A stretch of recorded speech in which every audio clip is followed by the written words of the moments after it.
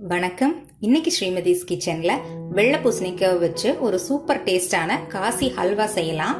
அதுக்கு நான் இன்னைக்கு 1/2 கிலோ அளவுள்ள வெள்ளை பூசணிக்காய் எடுத்து அதோட தோல் அப்புறமா விதையெல்லாம் நீக்கினதுக்கு அப்புறமா ஒரு கிரேட்டர்ல நல்லா துருவி வச்சிருக்கேன். துருவும் போதே பூசணிக்காய் தண்ணி விடும். அந்த தண்ணியை 1 கப் தனியா நான் வடிச்சு எடுத்திருக்கேன். அப்புறமா பூசணிக்காவை தண்ணி இல்லாம தனியா 1 கப் எடுத்து வச்சிருக்கேன். 1 கப் பூசணிக்காய்க்கு 3/4 கப்ல இருந்து 1 கப் வரைக்கும் சர்க்கரை தேவைப்படும். உங்க இனிப்புக்கு தகுந்த மாதிரி கம்மியாவோ அதிகமாவோ சேர்த்துக்கோங்க. 1/2 கப் அளவு நெய், 3 ஏலக்காய், அப்புறமா 10 முந்திரி பருப்பு எடுத்திருக்கேன். இப்ப நம்ம ஹல்வா செய்ய ஆரம்பிக்கலாம். அதுக்கு ஒரு பாத்திரத்துல பூசணிக்காயில இருந்து வடிச்சு எடுத்து வச்சிருக்கிற தண்ணி உள்ள சேர்த்துக்கிறேன். தண்ணி இந்த மாதிரி லேசா கொதிக்க ஆரம்பிக்கும் போது நம்ம எடுத்து வச்சிருக்கிற பூசணிக்காவை உள்ள சேர்த்துக்கலாம். பூசணிக்காய் சேர்த்ததுக்கு அப்புறமா இந்த மாதிரி கைவிடாம கொஞ்ச நேரம் கிளறிட்டே இருக்கணும். ஸ்டவ் மீடியம் ஃப்ளேம்ல வச்சுக்கோங்க. பூசணிக்காய் நல்லா சாஃப்ட் ஆகிற வரைக்கும் வேகணும். தண்ணி எல்லாம் நல்லா இழுத்து ட்ரை ஆகிற வரைக்கும் நம்ம இதை வேக வச்சுக்கலாம். பூசணிக்காவை துருவிட்டு அந்த தண்ணியோட அப்படியே கூட ஒரு சிலர் சேர்த்து பண்ணுவாங்க. ஆனா அந்த மாதிரி செய்யும் போது ஹல்வா நமக்கு கொஞ்சம் வளவளப்பா தெரியும்.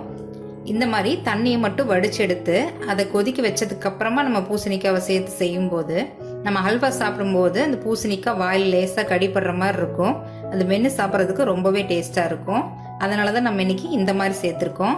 இப்போ கரெக்டா ஒரு 7 நிமிஷம் ஆயிருக்கு. நம்ம போட்ட தண்ணி எல்லாமே நல்லா சுண்டி பூசணிக்காயும் சுருண்டு நல்லா கண்ணாடி மாதிரி வதங்கி இருக்குது பாருங்க. இந்த அளவுக்கு நல்லா வதங்கணும். அப்பதான் ஹல்வா டேஸ்டா இருக்கும். பூசணிக்காய் நல்லா வதங்கி வந்ததுக்கு அப்புறமா இந்த டைம்ல நம்ம சர்க்கரை சேர்த்துக்கலாம். சர்க்கரை சேர்த்ததுக்கு அப்புறமா அதுவும் லைட்டா தண்ணி விடும். ஸ்டவ் மீடியம் ஃப்ளேம்லயே இருக்கிற மாதிரி பாத்துக்கோங்க. இப்ப சர்க்கரை சேர்த்ததுக்கு அப்புறமா மறுபடியும் கொஞ்சம் தண்ணியா இருக்கு. சர்க்கரை ரொம்ப அதிகம் சேர்க்காதீங்க. 1 கப் பூசணிக்காய்க்கு 1 கப் சர்க்கரை கரெக்டா இருக்கும். ரொம்ப அதிகமா சேர்த்துட்டீங்கன்னா அப்போதைக்கு நல்லா இருக்கும் சாப்பிட்றதுக்கு. ஆனா அதை நம்ம வச்சு சாப்பிடும்போது மேல முருகன மாதிரி ஆயிடும். அதனால கரெக்டான அளவுல சர்க்கரை சேர்த்துக்கோங்க. இது மீடியம் ஃப்ளேம்லயே இந்த மாதிரி ஒரு 7 இருந்து 8 நிமிஷம் மறுபடியும் நம்ம கிளறிட்டே இருக்கலாம். இது மறுபடியும் இந்த தண்ணி எல்லாம் வத்தி நல்லா திக்கா வர வரைக்கும் நம்ம கிளறிட்டே இருக்கணும். நான் கலருக்காக கொஞ்சமா ஃபுட் கலர் சேர்க்கிறேன். உங்களுக்கு எந்த கலரும் வேண்டாம், இந்த நேச்சுரல் கலர் போதும் அப்படின்னா நீங்க இப்படியே விட்டுறலாம். இல்லைன்னா கொஞ்சமா குங்குமப்பூ கூட நீங்க சேர்த்துக்கலாம். இதை நல்லா மிக்ஸ் பண்ணிக்கலாம். இது கூடவே ஏலக்காவை இடிச்சு சேர்த்துக்கலாம். அடுத்ததா ஒரே ஒரு பிஞ்ச் மட்டும் உப்பு சேர்த்துக்கிறேன். இது நம்ம போட்டிருக்கிற சர்க்கரையோட ஸ்வீட்னஸ அதிகப்படுத்தி காமிக்கும். இப்போ ஒரு 6 நிமிஷம் ஆயிருக்கு. நம்மளோட ஹல்வா மறுபடியும் நல்லா சுருண்டு வந்துட்டு இருக்கு. இந்த டைம்ல 2 டேபிள் ஸ்பூன் நெய் சேர்த்துக்கலாம். நெய் சேர்த்ததுக்கு அப்புறமா இதெல்லாம் நல்லா கலந்து விட்டுக்கலாம். இப்போ நம்ம போட்டிருக்கிற நெய்யெல்லாம் நல்லா பிரிஞ்சு வர வரைக்கும் மீடியம் ஃப்ளேம்லயே ஒரு 4 இருந்து 5 நிமிஷம் மறுபடியும் நம்ம இது கிளறிட்டே இருக்கணும். இப்போ ஒரு 3 நிமிஷம் ஆகிருக்கு. நம்ம போட்ட நெய்யெல்லாம் சைடில் லைட்டாக பிரிஞ்சு வர ஆரம்பிச்சிருக்கு.